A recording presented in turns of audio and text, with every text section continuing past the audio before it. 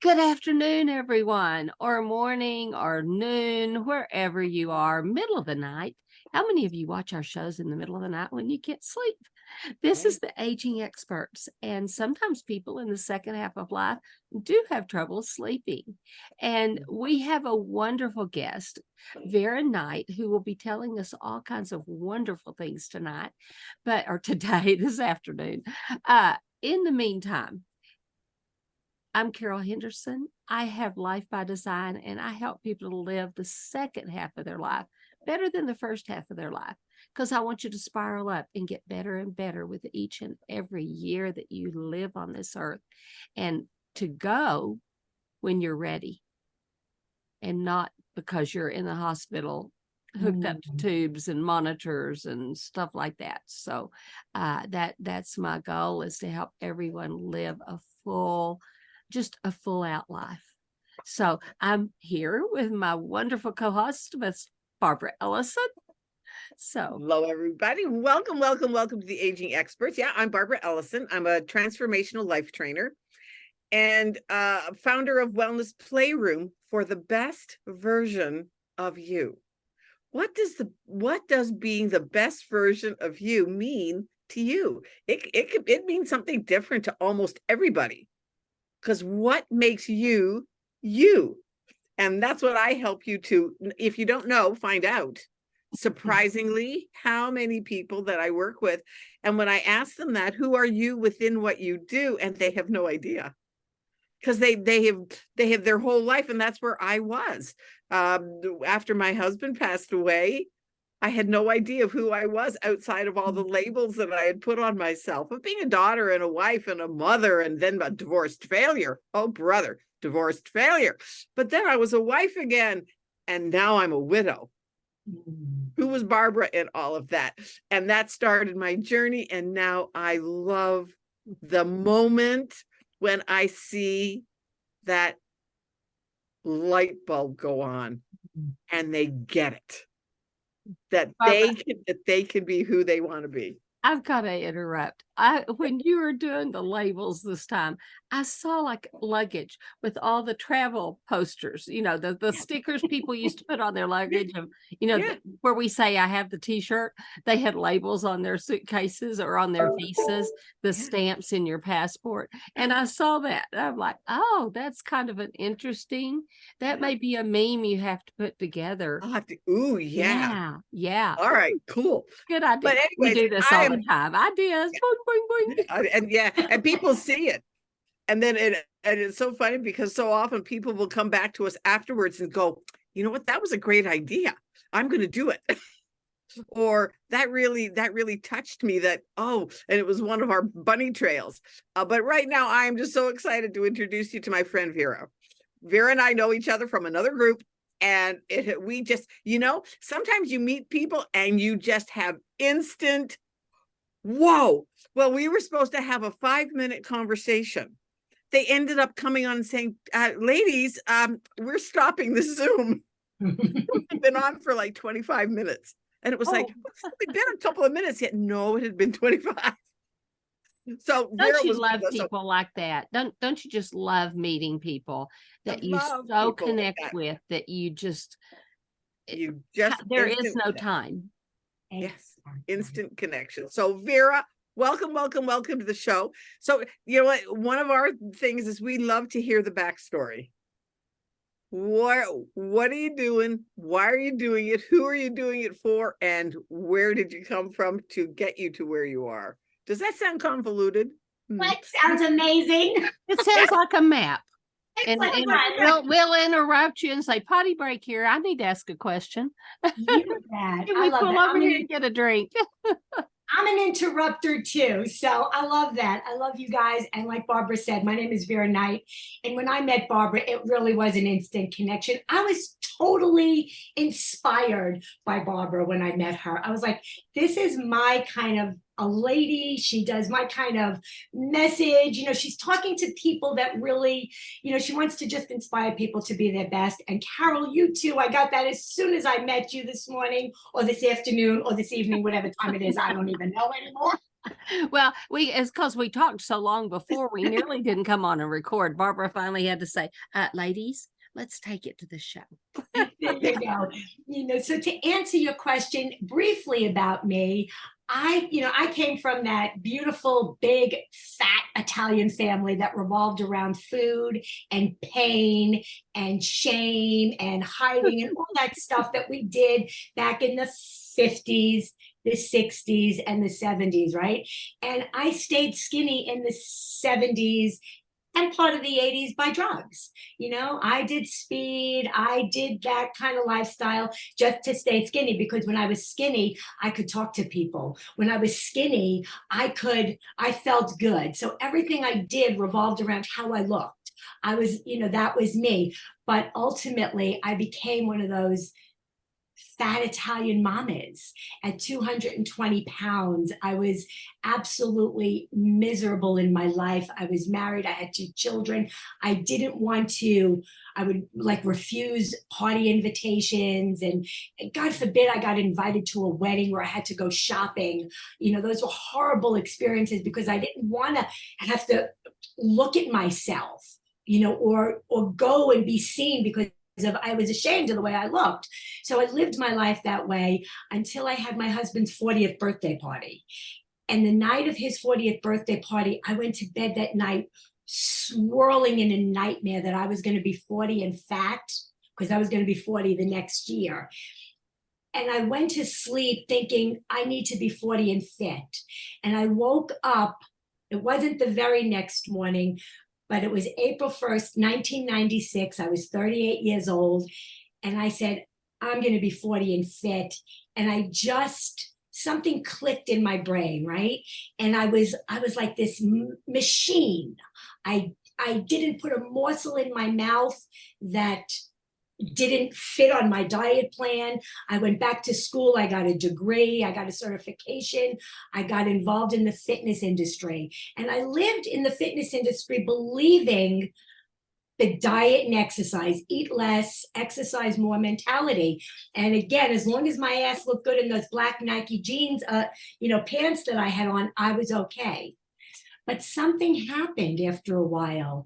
And those old habits that I never really healed from started to come back. So my willpower that was so ferocious for all those years, it eventually started to fade. And I was back to struggling the way I had always struggled. And I was just a disaster, hiding this shame and this disgust I felt with myself. Well, I was encouraging my clients, we're going to get it the next time. It's okay that you didn't do it this time. You'll get it the next time. It was always about just keep going on, right? Well, thank God, because I went on. And a few years ago, when I was 61, I was so burning out. I hated my business. I hated the industry. I hated my clients. I hated my family. I hated everything. Because I hated myself. That's not good. No, it wasn't good, because I didn't like who Because you didn't like you. I was not me, Barbara. Like you were saying, I had no idea who I was. If I would get on the scale and it was a pound up, I couldn't speak that day because I thought people were judging me, knew I gained that pound. It was completely insane. So I went on this journey, and it wasn't my own journey. It was God took me on this journey, because he took me down in a huge way. And I had a meeting with him on the bathroom floor, me, myself, and Jesus. And he told me, enough, he said, enough, Vera. And I'm freaking out at this because I honestly thought I was going to die. I was over. I had to rip off my clothes. It was a breakdown. It was an actual breakdown that I, in my wildest dreams, because I was so strong and solid, and nobody knew what was going on inside, but he knew, right? So when he took me down, he said, enough. And he told me to use all the tools. And all the tools, to me, what did that mean? Because I was using the tools I knew how to use. All the tools that he wanted me to use were tools that I was afraid of. They were this spiritual healing, this journey down this other path that I had denied. I didn't want to know it because I was going to effort my way and, do it the hard way, And so 3 years ago, I went on this journey and I spent a lot of time in self-discovery of all kinds, and that shame and those limitations and my grief and feelings of inferiority and all those old stories, they were right there staring me in the face. And I had to learn through the grace of God to give myself grace and compassion and forgiveness and love. And once I was, and I'm not done. You're never done with that journey, Never right? done. Oh, But no. that journey started for me just 3 years ago. Yep. So the person I was before that is completely different than the person I am today. How I see the world, how I view myself, how I view food and fitness and life and getting older. I mean, I view everything different as a result of that bathroom floor experience that completely changed my life. And I don't claim to have all the answers here, ladies, but what I do know is that this is a healing journey, right? And we have to heal our journey with food and our bodies because we abuse them for so many years. Exactly. And I didn't want to live, I don't want to live, and I don't want anybody to live the rest of their life struggling like that. And that's what women are doing. Right. That's like the other day, a couple of weeks ago, some friends of mine, we were all talking, and I said, you know what, I have realized now that for my first 60 years, I was living somebody else's life by somebody else's rules. Yes. Yeah. Exactly. And we all do that, Barbara. And we all do it. It's the conditioning that we had. We didn't have these conversations. Women our age, a little younger and definitely older, they didn't have these conversations, and we are having them. So many of them, I mean, there are 7 billion people on the planet, and 6.9% of that 7 billion, I mean, 99% of that 7 billion aren't in this conversation yet. And they need to be. Well, and we were raised, that's what these shows are about. Yes. When we were kids, now my mom was a teacher, so I didn't live this in reality, but moms would get the kids off to school and sit around the breakfast table, have coffee, and solve each other's problems. But there were things you didn't talk about. You never the same thing in the afternoon while you were waiting for the kids to come home. I mean, you didn't talk about abuse in the home. You didn't talk about incest. You didn't talk about talk about money. Lack of money, or politics. And look where that's gotten us. Look where that's gotten us. So that's kind of, the women went into the workforce, they quit having those little coffee clutches and sewing circles and whatever you called them. Then, they did still have the water cooler, but then we had the shutdown, and people didn't have anything. They were shut in their homes away with their own thoughts and their families, and they didn't know what to do. They didn't know how to handle it. And so that's kind of what this is for people today. I mean, Barbara's in Chicago. You're in Tucson, did you say? Yep, Tucson, Arizona. And I'm in Texas. There's, we are here, and Lord knows where all of our viewers are. We have people in Africa that listen to us. And the Philippines. And that's the thing, is all women. The situation might have been different, but the energy of it was the same. That energy of hiding and shame and getting away from it and keeping our focus out there for the answers instead of going into ourselves for the answers. Because we really, truly do have the answers inside. We just might need a little help accessing our own intuition, our own wisdom, right? Because we don't trust it. So what I've come to discover about women, especially women our age, is that they don't feel safe in their own bodies. They don't feel safe with themselves. And how do we become safe? We give other people so much more grace than we do.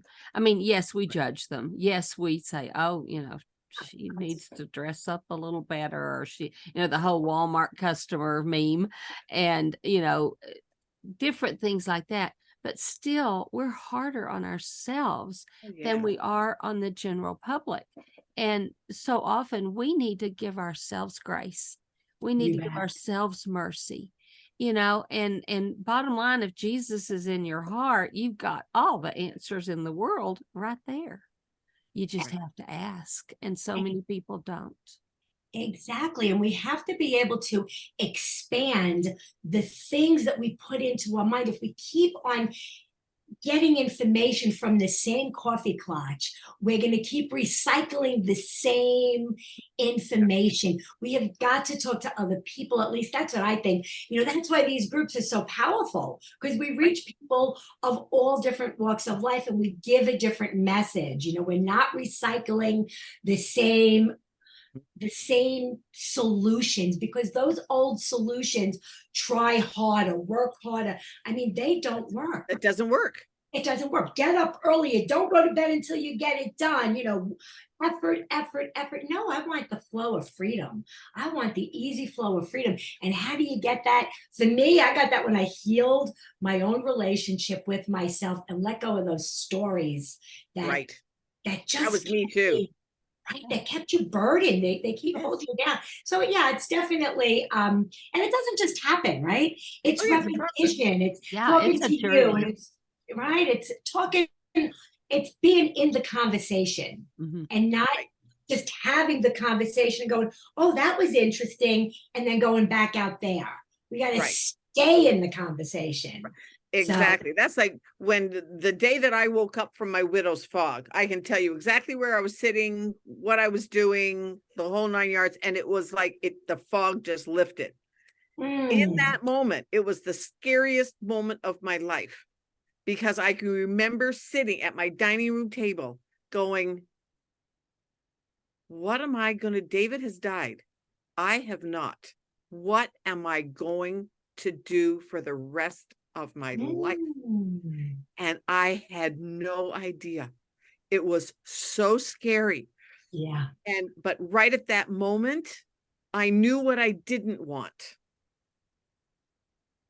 And so I just kept thinking, well, I know what I don't want, but what do I want? But it's at that moment that so many people say, oh, well, this is just the way it is. No, reach out to somebody. Reach out to somebody and say, this is where I'm at. Right. I am having this identity crisis. What can I do? And reach out to somebody that's not already in your head. Reach out to somebody else to get a new I joined a group. I joined a group and I met one of my best girlfriends that she was also a widow. We were on the same timeline. And it was, and until she was tragically killed a couple of years ago, we talked every day. And we had wonderful conversations because we were both on the same journey. She went into it as being a business coach, and I went into a relationship with yourself coach. Just we needed to do that because we had to know who that just hit me just now, Barbara, is that when she passed, and it was tragic, and it rocked many people we knew. She was gone at instant head-on collision. Yeah, and Barbara and I, we were in a mastermind together. But you were moving on, and it was that transition that brought us together. Exactly. And I had never really put that together till now, that it's like, one person she was walking with left, but there was a group of us over there, and we continued on. So nice, right? That's like Rami says, we're all here just walking each other home, right? And home to ourselves, home to safety with ourselves, so that we could be who we are, learn to really self-express authentically, right? Truthfully, even if you're afraid of something or mad about something or whatever it is, right? Otherwise we do all kinds of things. We eat so that we don't express. We eat to hide ourselves, or we do all kinds of things to hide ourselves, right? So having those conversations is so important. Well, and sometimes even gain weight to hide ourselves. Oh, of course. Especially younger. especially younger women do. But Well, yeah. yeah, this has been, And I blamed it on menopause. yeah. Blamed it Well, on he- There's a lot you can blame on that. You know, and No. yeah, right. But aging gracefully, right? And that's what we're talking about here, right? Aging and how we could do that better. I mean, we have to embrace as we get older, our bodies are going to be different. They're going Right. to look a little different. They're going to perform different. And we Right. can't keep doing the same thing we used to do. Like I Right. can't keep teaching P90X and insanity. I had to teach something much more gentle because Gotcha. my body didn't like it anymore. Yeah. It's like, so we have to learn, and it's okay to make adjustments as we go along. Right. Exactly. So, Vera, how do people get a hold of you? Because I can tell people are going to want to spend some more time with you. How do they get a hold of you? Do you have consultations or anything like that? Oh, well, of course. I have it all, girls. Well, I figured you did, but this is the time for you to tell us Best way all to about get it. a hold, find me on Facebook, Vera Knight. I should pop right up. My new mastermind is Flavors of Her Mastermind. I like that. Taste the change. And I'm super excited. And I am going to be looking for guest speakers to come in to, yes. So we can definitely stay connected because, we all say the same thing, but we all say it so differently. Exactly. And Well, we I use don't different paths to get there.